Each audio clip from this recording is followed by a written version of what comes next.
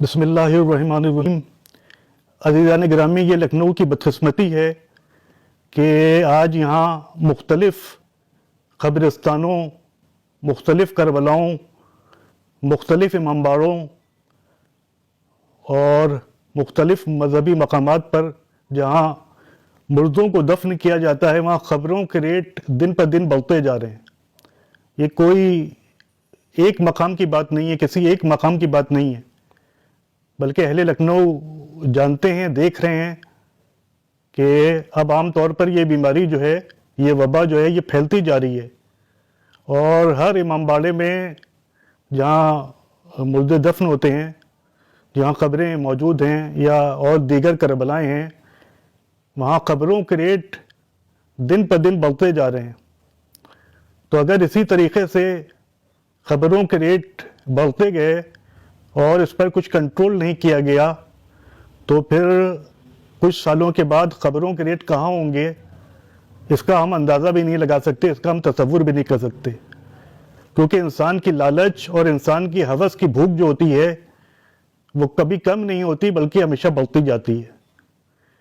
तो कल रात को मैं ये सोच रहा था कि जो हमारे लखनऊ के गरीब मोमिनीन और मोमिनात हैं, जो बेचारे दिन रात मेहनत करते हैं और उसके बाद 2 वक्त की रोटी का इंतज़ाम करने के लिए उनको दुश्वारियाँ उठाना पड़ती हैं, वो इस कदर महंगी महंगी ख़बरों को कैसे ख़रीद पाएंगे। ये एक कॉमन सेंस की बात है, ये एक फितरी बात है। वो बेचारे ज़िंदगी भर मुश्किलात से दो चार हुए और मरने के बाद भी उनके घर वाले, उनके अहले खाना, उनके अहले ख़ानदान मुश्किलात से दो चार होंगे। तो इसका हल हमको सोचना होगा, हम सबको संजीदगी के साथ सोचना होगा कि हम लोगों ने मौत को भी और मौत के बाद के मरासिम को भी इतना महंगा बना दिया अपनी जहालत और अपनी लाइल्मी और अपने मफाद की वजह से कि जिसकी कोई हद नहीं है। इंसान मरता है, उसको ख़बरों के नाम पर बड़ी बड़ी रकमें देना पड़ती हैं कहीं भी वो दफन हो, और उसके बाद जो उसका सय्युम होता है, पंजुम होता है, 40वां होता है, उसमें खाने का इंतज़ाम करना होता है, मुर्ग़ व मुसल्लम का इंतज़ाम करना होता है या कहीं किसी और डिश का इंतज़ाम करना होता है।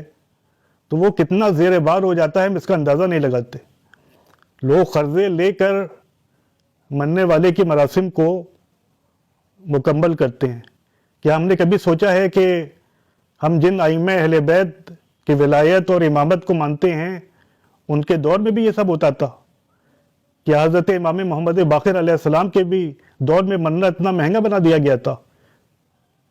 क्या इमाम जाफ़र सादिक़ अलैहिस्सलाम के दौर में भी मौत के बाद के मरासिम को इतना महंगा बना दिया गया था?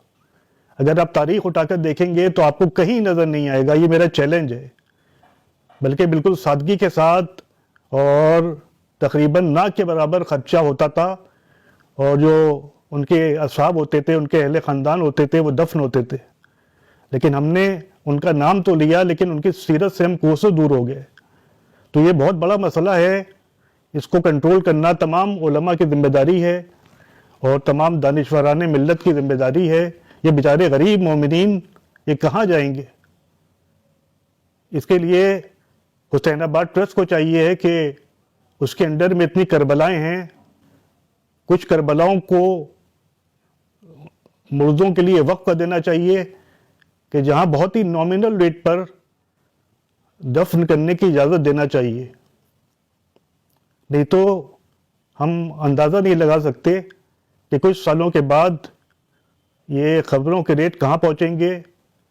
दूसरे फ़िरक़ों में आप देखिए, दूसरे मसलकों में आप देखिए कि वहाँ मरना कितना सस्ता है, और हम जो अहले बैत का नाम लेते हैं, आइम्मा अथार का नाम लेते हैं, वहाँ मरना हमने कितना महंगा, कितना कॉस्टली और कितना मुश्किल बना दिया है। लिहाजा ये वो सवालात हैं कि जिस पर उलमा को खुल कर बोलना होगा। अपनी बात रखें बिल्कुल तहज़ीब और अदब के साथ, लेकिन कब तक खामोशी इख्तियार की जाएगी, कब तक मसलहत पसंदी इख्तियार की जाएगी? लोग अगर नहीं बोलेंगे तो मसाइल कैसे हल होंगे?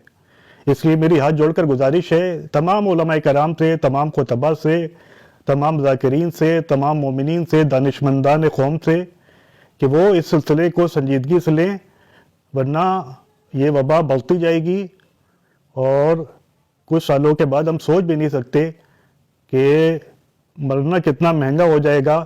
جس طریقے سے ہم نے شادیوں کو اتنا مہنگا بنا دیا ہے اسی طریقے سے ہم نے آج موت کے بعد کے مراسم کو بھی انتہائی مہنگا بنا دیا ہے، جو نہ شریعت کی روح سے صحیح ہے، نہ دین کی روح سے صحیح ہے اور نہ انسانیت کی روح سے صحیح ہے. اگر میری بات کسی کو بری لگی ہو تو میں معافی کا طلبگار ہوں، لیکن ایک دل کا درد تھا جو اکثر میں آپ کے سامنے بیان کر دیتا ہوں کیونکہ یہ میرا فریضہ ہے، اخلاقی بھی اور دینی بھی.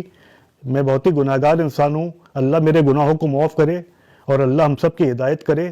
وآخر دعوانا ان الحمد للہ رب العالمین.